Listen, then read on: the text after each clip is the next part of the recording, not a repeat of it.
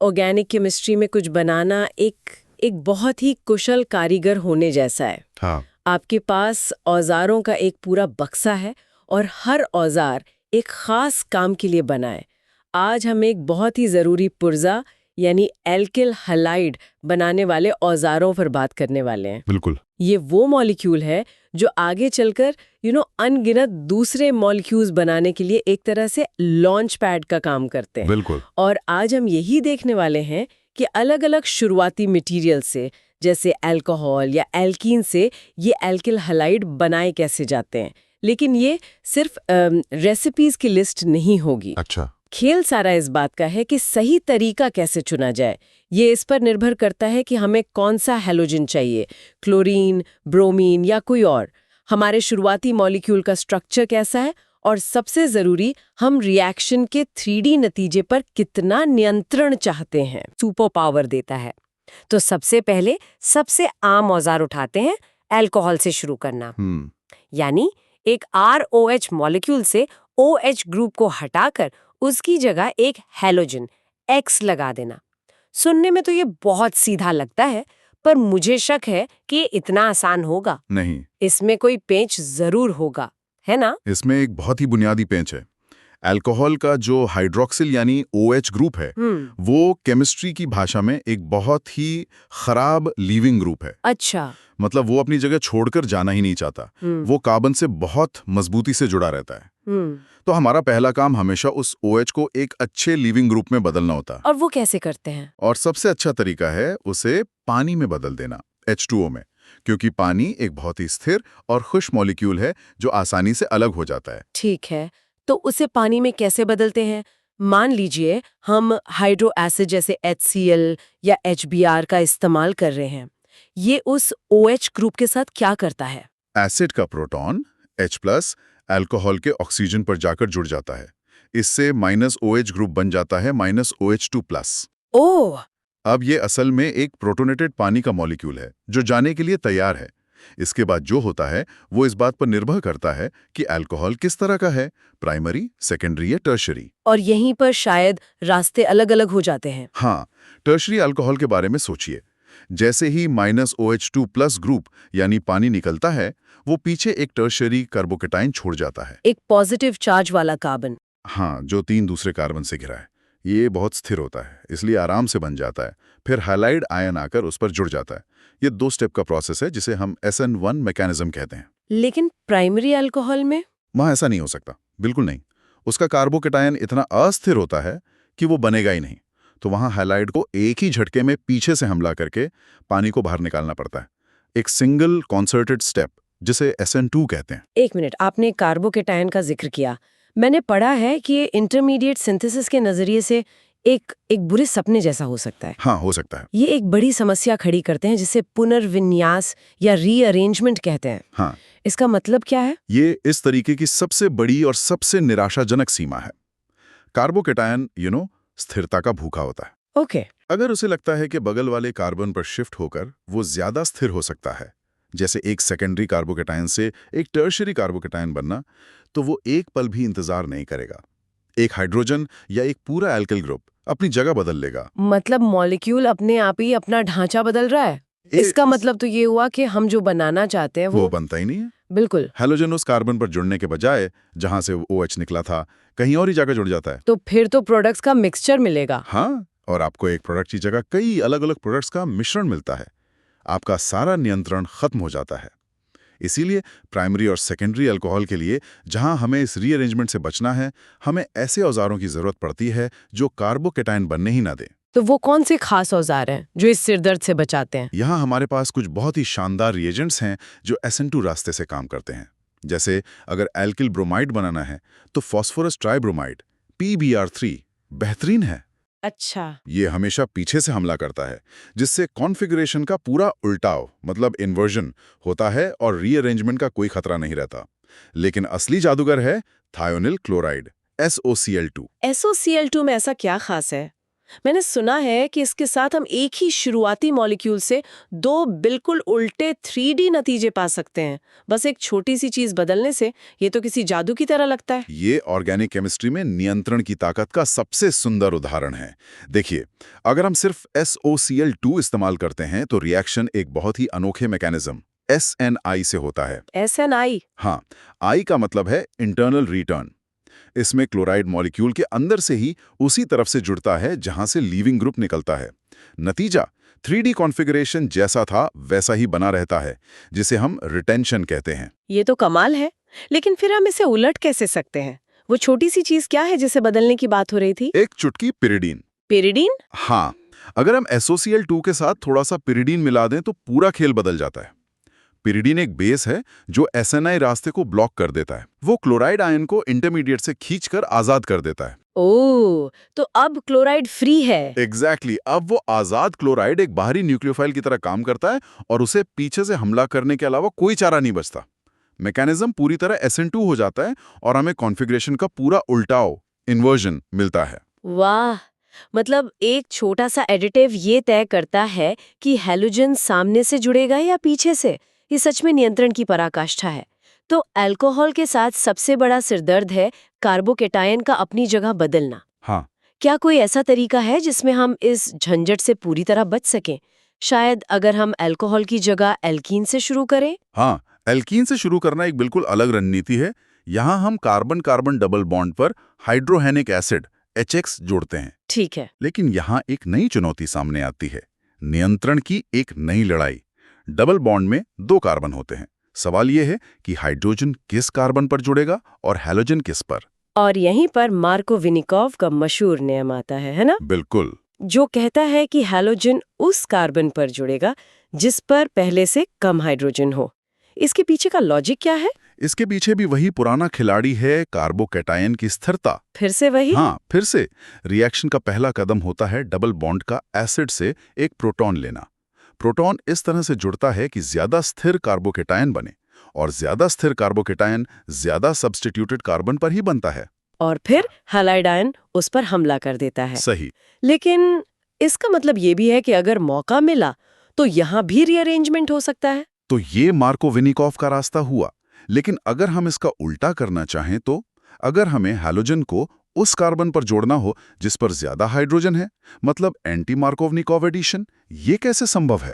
एक रास्ता चुनने के बारे में है। हम आयनिक रास्ते को छोड़कर फ्री रेडिकल रास्ते पर चले जाते हैं। Free radical? हाँ। और ये बहुत ही खास शर्तों पर होता है। हाँ, सिर्फ HBr के साथ और पेरोक्साइड की मौजूदगी में? सिर्फ HBr के साथ। HCl और HI के साथ क्यों नहीं? ये थोड़ी अजीब शर्त है। यह थर्मोडायनामिक्स का एक बहुत ही सुंदर उदाहरण है। देखिए, इस फ्री रेडिकल चेन रिएक्शन के चलने के लिए 2 स्टेप्स का सही संतुलन में होना जरूरी है। HCl का बॉन्ड इतना मजबूत होता है कि कार्बन रेडिकल उसे आसानी से तोड़कर हाइड्रोजन नहीं निकाल पाता। तो चेन रिएक्शन रुक जाता है। हाँ। दूसरी तरफ HI का बॉन्ड बहुत कमजोर होता है। आयोडीन रेडिकल आसानी से बन तो जाता है, लेकिन आयोडीन रेडिकल्स इतने रिएक्टिव होते हैं कि वे आपस में ही जुड़कर I2 बना लेते हैं और रिएक्शन को आगे बढ़ाने के बजाय खत्म कर देते हैं। अच्छा, सिर्फ HBr की बॉन्ड एनर्जी बिल्कुल सही जगह पर है जो इस चेन रिएक्शन को कुशलता से चला पाती है। तो पेरोक्साइड की मौजूदगी में हम रिएक्शन को एक ऐसे रास्ते पर ले जा रहे हैं जिसके ट्रैफिक नियम ही अलग है, और इसीलिए हमें एक अलग मंजिल मिलती है। बिल्कुल सही। ये बहुत दिलचस्प है। अच्छा, अभी तक हमने जितने भी तरीके देखे वे बहुत नजाकत वाले थे। क्या कोई ब्रूट फोर्स तरीका भी है? मतलब सीधे एक एल्केन को पकड़कर उस पर हैलोजन लगा देना? हाँ, ऐसा तरीका भी है जिसे फ्री रेडिकल हैलोजिनेशन कहते हैं। लेकिन इसकी सबसे बड़ी खामी वही है जो आपने कही, ये ब्रूट फोर्स है। अच्छा। इसमें नजाकत या नियंत्रण की बहुत कमी है। ये यूवी लाइट या बहुत ज्यादा गर्मी की मौजूदगी में होता है। समस्या ये है कि एक सामान्य एल्केन में कई तरह के हाइड्रोजन हो सकते हैं, प्राइमरी, सेकेंडरी, टर्शियरी, और ये रिएक्शन उन सब पर हमला कर सकता है। ये तो वैसा ही हुआ जैसे आप एक दीवार की किसी एक खास ईंट को पेंट करना चाहें, लेकिन आपके पास एक फायर होज हो जिसमें पेंट भरा हो। बिल्कुल सही उपमा है। पेंट हर जगह फैल जाएगा, आपको कुछ सही ईंटें मिलेंगी पर साथ में आधी दीवार भी रंग जाएगी और फिर उसे साफ करने में ज्यादा मेहनत लगेगी। तो मतलब आइसोमर्स का मिक्सचर। हाँ, केमिस्ट्री में इसका मतलब है कि हमें आइसोमर्स का एक ऐसा गंदा मिश्रण मिलता है जिसे अलग करना लगभग नामुमकिन होता है। लेकिन मैंने सुना है कि क्लोरीन और ब्रोमीन के बीच इस मामले में जमीन आसमान का फर्क है। क्लोरीन एक बेचैन बच्चे की तरह है जो हर चीज को पकड़ लेता है, जबकि ब्रोमीन ज्यादा समझदार, यूं कह सकते हैं कि ज्यादा आलसी है। ये तुलना एकदम सटीक है। इसके पीछे एक सिद्धांत है जिसे हैमंड पॉस्टुलेट कहते हैं। इसका सीधा सा मतलब है कि जो चीजें बहुत ज्यादा रिएक्टिव होती हैं वो ज्यादा सिलेक्टिव नहीं होती। ठीक है। क्लोरीन रेडिकल इतना ज्यादा रिएक्टिव और बेचैन है कि वो प्राइमरी, सेकेंडरी या टर्शरी हाइड्रोजन में ज्यादा फर्क नहीं करता। वो बस जो भी सामने आए उस पर रिएक्ट कर लेता है। और ब्रोमीन? लेकिन ब्रोमीन रेडिकल ज्यादा शांत और स्थिर है। वो कम रिएक्टिव है, इसलिए वो चुन चुनकर सबसे आसान और सबसे फायदेमंद टारगेट यानी सबसे स्थिर टर्शरी रेडिकल बनाने वाले हाइड्रोजन पर ही हमला करता है। आंकड़े क्या कहते हैं? ये अंतर कितना बड़ा है? बहुत बड़ा। टर्शरी हाइड्रोजन के साथ ब्रोमीन का रिएक्शन प्राइमरी हाइड्रोजन के मुकाबले लगभग 1600 गुना तेज होता है। 1600 गुना? हाँ, इसलिए अगर हमारे मॉलिक्यूल में एक टर्शरी हाइड्रोजन है तो ब्रोमिनेशन एक बहुत ही उपयोगी और सेलेक्टिव औजार बन जाता है। ये उस फायर होज की जगह एक बहुत ही बारीक पेंट ब्रश की तरह काम करता है। ठीक है, तो हमने क्लोराइड्स और ब्रोमाइड्स बनाने के कई तरीके देख लिए, लेकिन उन हैलोजेंस का क्या जिन्हें बनाना मुश्किल है, जैसे आयोडाइड्स और फ्लोराइड्स? सीधे आयोडीन या फ्लोरीन जोड़ना तो आसान नहीं होता होगा। हाँ, उनके लिए हम एक बहुत ही चालाक रणनीति अपनाते हैं, हैलोजन एक्सचेंज। हम एक आसानी से बनने वाला एल्किल क्लोराइड या ब्रोमाइड से शुरू करते हैं और फिर बस हैलोजन को बदल देते हैं। अच्छा, एक्सचेंज। हाँ, एल्किल आयोडाइड बनाने के लिए फिंकलस्टीन रिएक्शन है। इसमें एल्किल क्लोराइड या ब्रोमाइड को सोडियम आयोडाइड के साथ रिएक्ट कराते हैं। अब मैंने पढ़ा है कि इस रिएक्शन का असली हीरो रिएजेंट नहीं बल्कि सॉल्वेंट है, एसीटोन। क्योंकि एसीटोन का बर्ताव बहुत खास है। वो सोडियम आयोडाइड Na को तो अपने अंदर घोल लेता है, लेकिन रिएक्शन के बाद जो बाय प्रोडक्ट बनता है सोडियम क्लोराइड या सोडियम ब्रोमाइड, उसे बिल्कुल नहीं घोल पाता। ओह, तो वो नीचे बैठ जाता है। हाँ, तो जैसे ही NaCl या NaBr बनता है वो ठोस बनकर घोल से बाहर निकल जाता है और नीचे बैठ जाता है। और ये ली चैटलियर के सिद्धांत का इस्तेमाल है ना? एकदम। ये केमिस्ट्री के एक बहुत ही चालाक नियम ली चैटलियर के सिद्धांत का शानदार इस्तेमाल है। ये सिद्धांत कहता है कि अगर आप किसी रिएक्शन के प्रोडक्ट को सिस्टम से हटाते जाएं, तो रिएक्शन उस कमी को पूरा करने के लिए और ज्यादा प्रोडक्ट बनाने की दिशा में भागता रहेगा। तो एसीटोन यही कर रहा है। हाँ, एसीटोन यही करता है। जैसे ही NaCl बनता है वो उसे घोल से बाहर फेंक देता है और रिएक्शन को मजबूरन आगे बढ़ते रहना पड़ता है। और फ्लोराइड्स के लिए फ्लोरीन तो बहुत ही ज्यादा रिएक्टिव है, उसे सीधे जोड़ना तो खतरनाक हो सकता है। सही कहा। सीधे फ्लोरीनेशन तो बम बनाने जैसा हो सकता है, इसलिए हम यहां भी एक्सचेंज का ही सहारा लेते हैं। स्वार्ट्स रिएक्शन में एल्किल क्लोराइड या ब्रोमाइड को किसी मेटालिक फ्लोराइड जैसे सिल्वर फ्लोराइड या मर्क्यूरियस फ्लोराइड के साथ गर्म करते हैं और हैलोजन बदल जाता है। इसका कोई प्रैक्टिकल यूज है? हाँ, इसका एक बड़ा औद्योगिक उपयोग क्लोरोफ्लोरोकार्बन यानी फ्रेऑन गैसें बनाने में होता था। अच्छा, अब तक हमने जितने भी तरीके देखे उनमें मॉलिक्यूल का कार्बन ढांचा वैसा का वैसा ही रहा, लेकिन मैंने एक बहुत ही अनोखी रिएक्शन के बारे में पढ़ा है जो न सिर्फ हैलोजन जोड़ता है बल्कि मॉलिक्यूल को एक कार्बन छोटा भी कर देता है। ये तो बहुत अजीब है। हाँ, ये हमारी टूल किट का एक बहुत ही खास और अनोखा औजार है, हंस-डीकर रिएक्शन। हंस-डीकर? हाँ, ये तब बहुत काम आता है जब हमें कार्बन चेन को सटीकता से छोटा करना हो। इसमें हम कार्बोक्सिलिक एसिड के सिल्वर सॉल्ट से शुरू करते हैं और इसे ब्रोमीन के साथ रिएक्ट कराते हैं। तो होता क्या है? इस प्रक्रिया में कार्बन डाइऑक्साइड CO2 का एक मॉलिक्यूल बाहर निकल जाता है और हमें एक ऐसा एल्किल ब्रोमाइड मिलता है जिसमें शुरुआती मटेरियल से ठीक एक कार्बन कम होता है। एक कार्बन कम कर देना तो बहुत बड़ी बात है। ये कैसे काम करता है? क्या यह हमेशा सफल होता है या इसमें भी कोई सीमाएं हैं? ये भी एक फ्री रेडिकल मैकेनिज्म से होता है और ये उन चुनिंदा तरीकों में से हैं जो चेन की लंबाई को सटीकता से कम कर सकते हैं। ये प्राइमरी, सेकेंडरी और टर्शरी सभी तरह के एसेट्स पर काम करता है, जो इसे काफी उपयोगी बनाता है। लेकिन ये खास तौर पर ब्रोमाइड्स बनाने के लिए ही सबसे अच्छा है।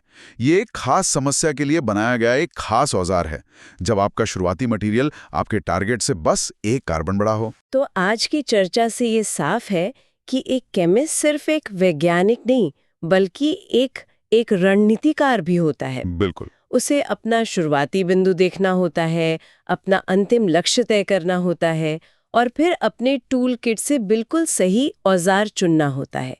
हमने देखा कि कैसे एक छोटा सा बदलाव जैसे पिरिडीन मिलाना या पेरोक्साइड डालना रिएक्शन के नतीजे को पूरी तरह पलट सकता है। आज की हमारी पूरी बातचीत का सार एक ही शब्द में है, नियंत्रण। हाँ। इस बात पर नियंत्रण कि कौन सा एटम रिएक्ट करेगा, जिसे हम रीजियो सिलेक्टिविटी कहते हैं।